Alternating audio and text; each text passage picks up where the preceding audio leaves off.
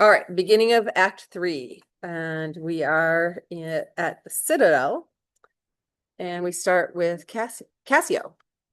Masters, play here. I will content your pains, something that's brief and good moral, general. Why, masters, have your instruments been in Naples, that they speaketh knows thus? How, sir, how? Are these, I pray you, wind instruments? Ay, Mary, are they, sir? Oh, thereby hangs a tale. Whereby hangs a tale, sir? Marry, sir, by many a wind instrument that I know. But masters, here's money for you.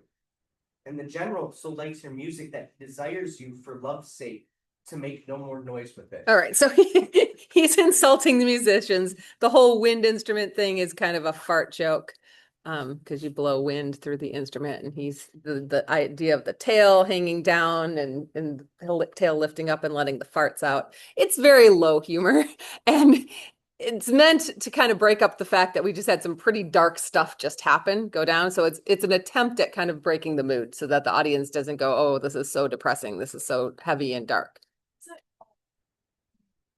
Comic relief? Yeah. Okay. Well, sir, we will not.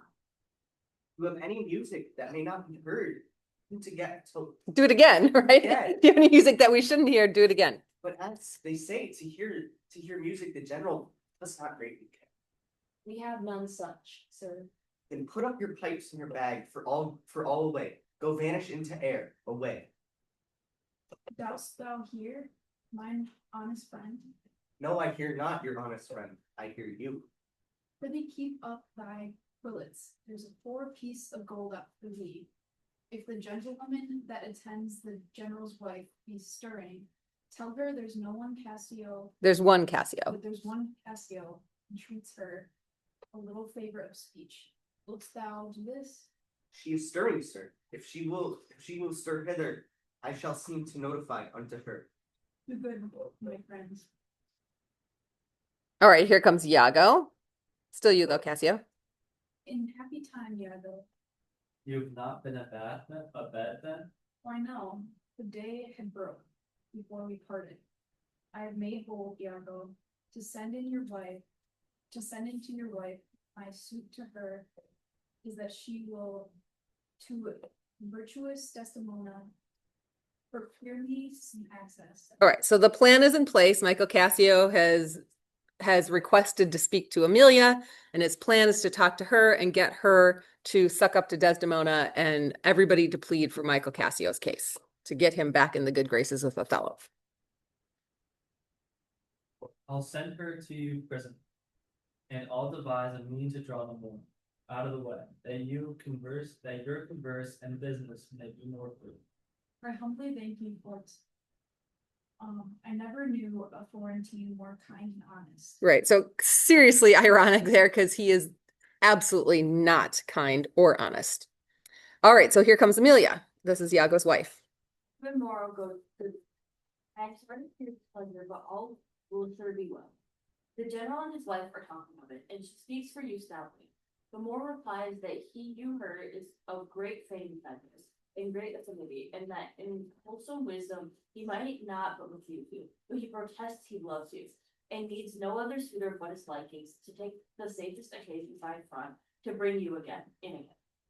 Yet I beseech you, if you think fit for that it may be done, give me advantage of some brief discourse with Desdemona alone.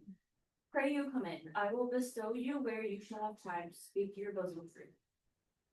I am much fond of you.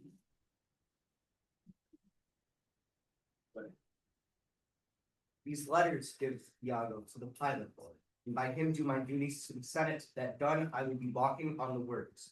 Repair there to me. Well, my good lord, I'll do it. The fortification, gentlemen, shall we see it?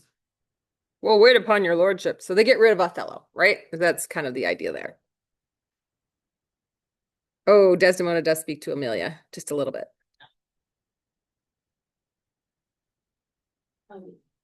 Be thou assured, good Cassio, I will do all my abilities in thy return. Good madam, do I warrant it grieves my husband, as if the cause were his. It definitely does not grieve her husband. He's delighted at this whole situation. Oh, that's an honest fellow. Not doubt, Cassio, but I will have my lord and you again as friendly as you were. Bounteous, Bounteous, that means good, good woman. whatever shall become of Cassio. He's never anything but your true servant. I know it, I thank you. You do love my lord. You have known him long, and be you well assured. He shall in strangest stand no farther than in a political distance. Ay, but lady, that policy may either last so long, or feed upon such nice and waterish diet, or breed itself so out of circumstances, that I being absent and my place supplied, the general will forget my love and service. Right. So he's worried. She's saying he's going to get over it. This is just a temporary thing. He's like, yeah, but, the more time that goes by, the more he might kind of adjust to me not being in that position. And he might actually come to the conclusion he doesn't need me, might find a different way to kind of replace me or have somebody else do my work. He's feeling like he's going to be irrelevant if he doesn't get back into his job as soon as possible. Do not doubt that before me lay here, I give thee warrant of thy place. Assured thee, if I do vow friendship, I'll perform it to the last article. My lord shall never rest, I'll watch him tame and talk him out of patience. His bed shall seem a school, his board a shrift. I'll intermingle everything he does with Cassio's suit. Therefore be merry, Cassio, for thy solicitor shall rather die than give thy cause away. Right. So she's just going to absolutely 100% pour herself into this. This is her mission, right? Which is the totally wrong thing for her to be doing in terms of her marriage, because she has no idea that it's going to look like she's into Michael Cassio. All right. So here come Othello and Iago back again. Madam, here comes my lord. Madam, I'll take my leave. Why, stay and hear me speak. Madam, not now. I'm very ill at ease, unfit for my own purposes. Well, do your discretion. Ah, I like not that. What dost thou say? Nothing, my lord, or if I know not what. Was not that Cassio parted from my wife? Cassio, my lord, no, sure, I cannot think it, that he would steal away so guiltily, seeing your coming.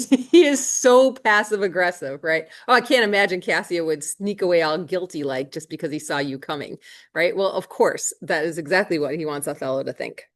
I do believe 'twas he. Desdemona? Now, my lord.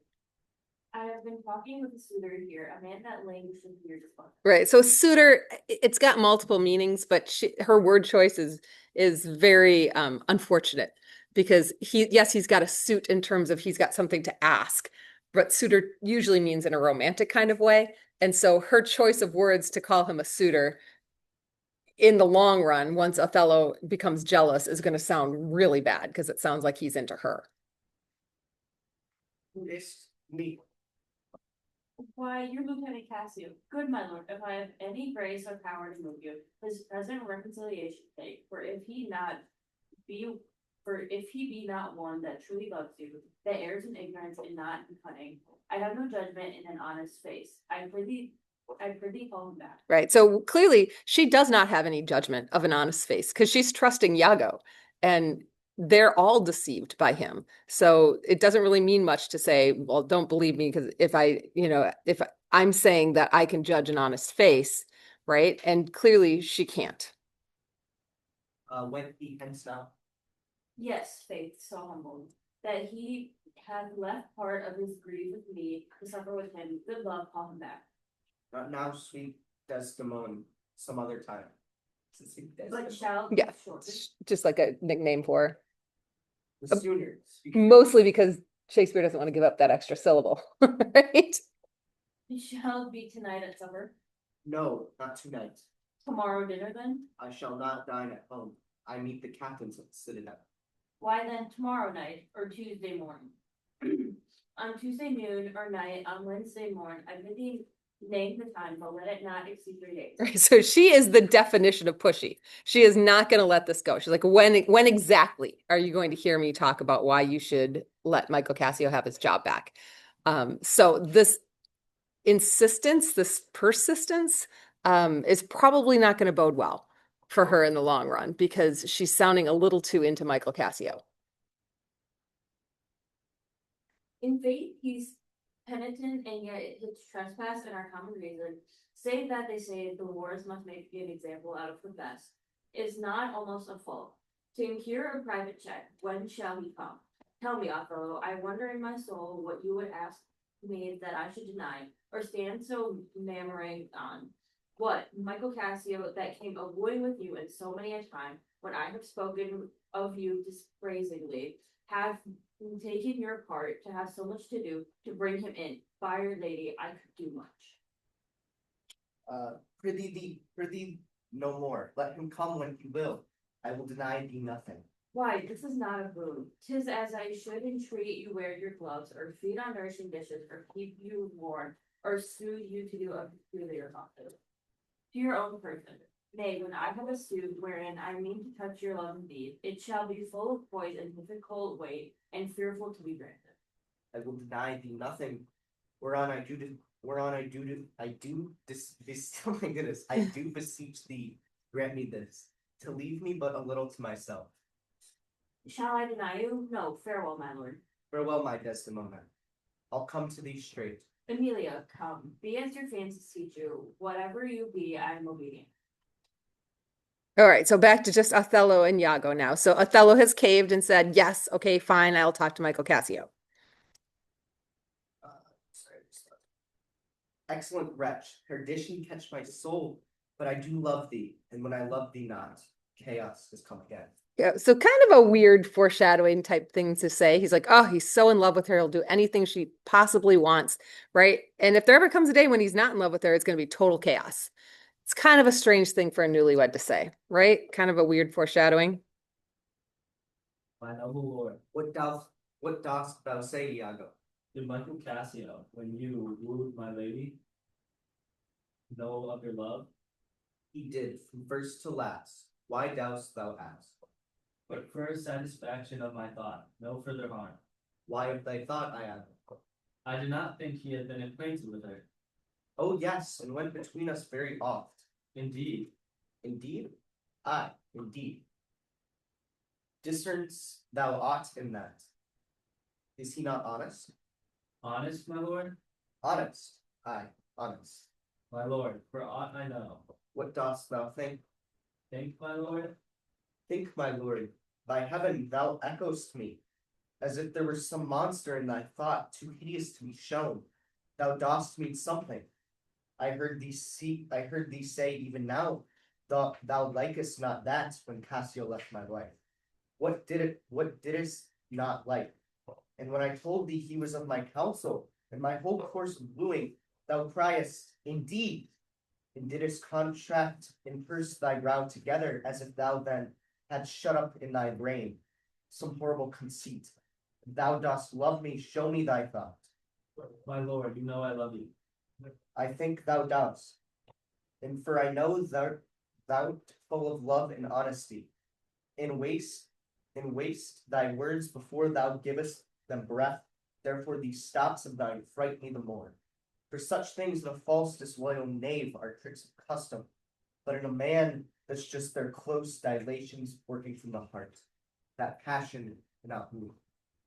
For Michael Cassio, I dare be sworn, I think that he is honest. I think so too. Men should be what they seem, or those that be not, what they might seem not. Certain men should be what they seem. Why then I think Cassio is an honest man. Nay, yet there's more in this. I prithee speak to me as to thy thinkings, and thou dost ruminate and give thy worst of thoughts, the worst words. Good my lord, pardon me. Though I am bound to every act of duty, I am not bound to that all slaves are free to utter my thoughts. Why? Say they are vile and false, as where's that palace wear into foul things, sometimes intrude not. Who has that breast so pure, but some uncleanly apprehensions? Keeps leets and law days in session sit, with mediation law. Thou dost conspire against thy friend, Iago, if thou but thinkest him wronged, and makest his ear a stranger to thy thoughts. I do beseech you, though I perchance am vicious in my guess, as I confess it is my nature's plague to spy into abuses, and oft my jealousy shapes faults that are not. that your wisdom then from one that so imperfectly conjects would take no notice nor build yourself a trouble out of his scattering unsure observance. They were not for your quiet nor your good, nor for my manhood, honesty, and wisdom, to let you know my thoughts. Right. So he's basically trying to get Othello to beg it out of him. Like, what are your reservations about Michael Cassio? What are you hinting at? And he's making it seem like he doesn't want to tell him when you know really that's the main purpose of bringing this all up, right? He absolutely wants to tell Othello why he is suspicious of Michael Cassio. Zounds, what dost thou mean? Good name and man and woman, dear my lord, is the immediate jewel of their souls. Who steals my purse steals trash, is something, nothing. 'Twas mine, 'tis his, and has been slave to thousands. But he that filches from me my good name robs me of that which enriches him, and makes me poor indeed. By heaven, I'll know thy thoughts. You cannot, if my heart were in your hand, nor shall not, whilst 'tis my custody. Ha, Oh, beware, my lord, of jealousy. It is the green-eyed monster which doth mock the meat it feeds on. That cuckold lives in bliss, who, certain of his fate, loves not his wronger. But oh, what damned minutes tell he over who dots, yet doubts, suspects, yet strongly loves. All right. So he's warning him about jealousy. It's a green-eyed monster. It's going to kill you. It's going to mock you. It mocks the meat it feeds on, which is you, Othello, right? So Othello wasn't jealous 5 minutes ago, but now Iago is planting the seed in his head that maybe there's something that he should be jealous about. Othello? oh misery. Poor and content is rich, and rich not. But riches fineness is as poor as linen. To him that ever fears he shall be poor. Good God, the souls of all my tribe defend from jealousy. Why? Why is that? Thinkest thou I make a life of jealousy, to follow still the changes of the moon of fresh suspicions? No, be once in doubt is once to be resolved. Exchange me for a goat when I shall turn the business of my soul to such exsulficate in blown surmises, matching thine That inference. Tis not to make me jealous to say my wife is fair, feeds well, loves company, is free of speech, sings, plays, and dances.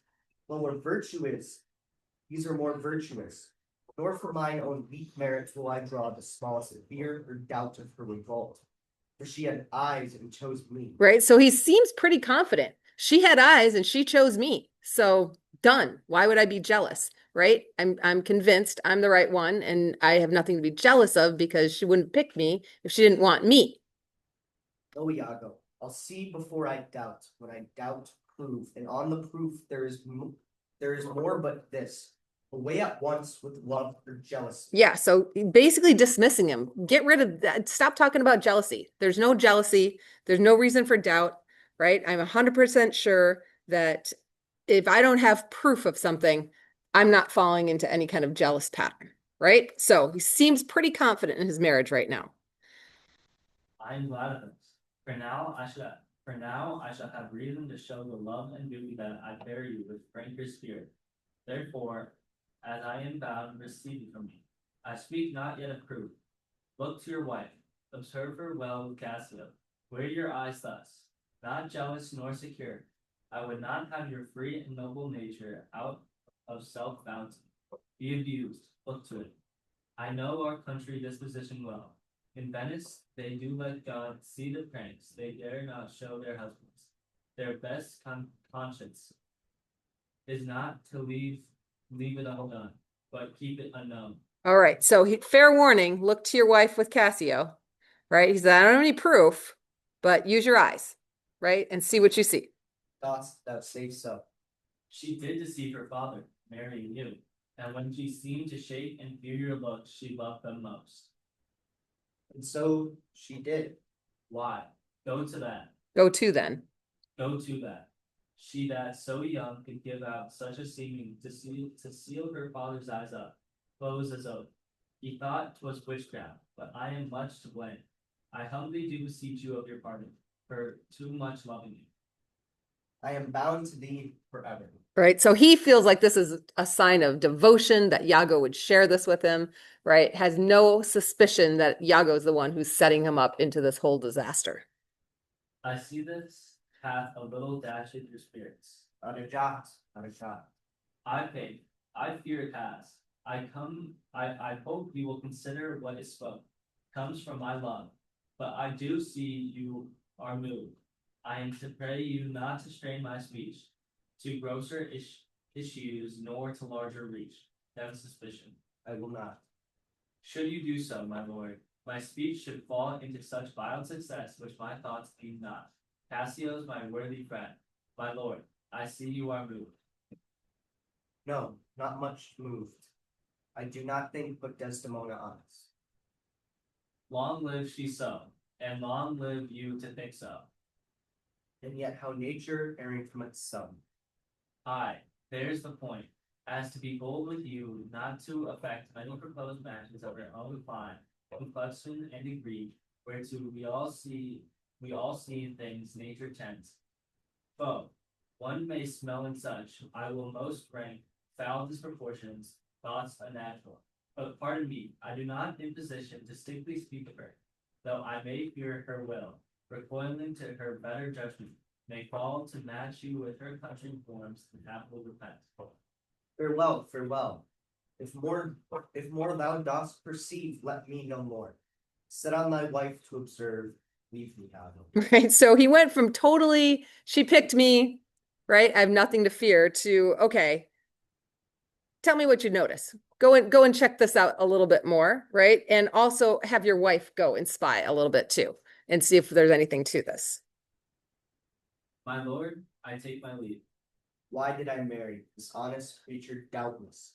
Season knows more, much more than he unfolds. Okay, so not even a full column away, he's saying, crap, why did I get married? Right? He seems to have completely let this take root in his mind. And he thought she was an honest creature. Right, or sorry, he's talking about Iago here. This honest creature, meaning Iago, doubtless knows more than he's saying, more than he's unfolding to me. So he's really falling into the trap. My lord, I might entreat your honor to scan this thing no farther. Leave it to time. Although 'tis fit that Cassio have his place, for sure he fills it up with a great ability. Yet if you please to hold him off a while, you shall be that perceive him and his means. Note that if your lady strain his entertainment with any strong or Vehement. importunity. Right. So if she seems to be like overly begging for you to forgive Michael Cassio, well, then maybe you should be suspicious, which is entirely what he has set in motion. Much will be seen in that. In the meantime, let me be thought too busy in my fears, as worthy cause I have to fear I am, and hold her free. I do beseech your honor. Fear not my government. I once more take my leave. This fellow's of exceeding honesty and knows all qualities, with a learned spirit of human dealings. If I do prove her Hagrid, thou that her jesses were my dear heart strings, I'd whistle her off and let her down the wind, for at fortune. Haply, for I am black, and have not those soft parts of conversation that chambers have, or for I have declined into the val of years, yet that's not much, she's gone. Right. So he's kind of talking about his insecurities there, right? Yes, he's a black man. He's much older than she is. He doesn't have like the sweet talking skills that other pretty boys might have. Okay, so he's definitely starting to show some insecurity. She's gone, I am abused, and my relief must be to loathe her. So my only way out of this is to hate her. He's completely flipped, right? He went from she picked me, I have nothing to worry about, to my only choice here now is to just hate her. O curse of marriage, that we can call these delicate creatures ours and not their appetites. Right. So yes, she's my wife, but her appetite, I guess, is not really mine because she seems to be for somebody else. I'd rather be a toad and live upon the vapor of a dungeon than keep a corner in this thing I love for others' uses. Yet 'tis the plague of great ones.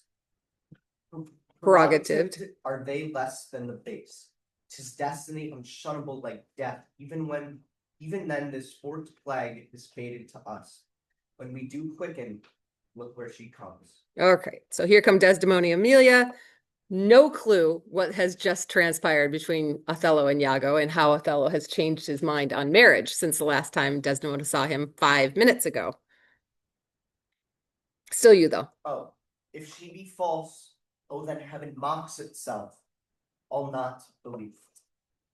How now, my dear fellow, your dinner and the generous islanders, by you invited, do attend your presence. I am to blame. Why do you speak so faintly? Are you not well? I have a pain upon my forehead here. Faith, that's with watching. 'Twill away again. Let me but bide depart, in this hour it will be well. It's almost like cartoon style where they would like wrap a bandana around the head to try to relieve the headache pain. They Napkin. didn't have any Tylenol, I guess. So, your napkin Yes. is too little. Yeah, so the napkin that he's referring to it's a handkerchief, and it's going to be super important in this play, this handkerchief. So very, very rarely does Shakespeare put any kind of stage directions in because he was there to actually say them, right? So if he didn't need to write them in, and he didn't actually write the scripts anyway, but the fact that it's in there means that it's super important. So she tries to use her handkerchief to tie around his head to relieve his headache, and he says it's too small, it's not going to work. Let it alone. Come, I'll go with you. I am very sorry that you are not well. All right, so then we have Amelia alone. I'm glad I found this napkin. This was her first remembrance from the war.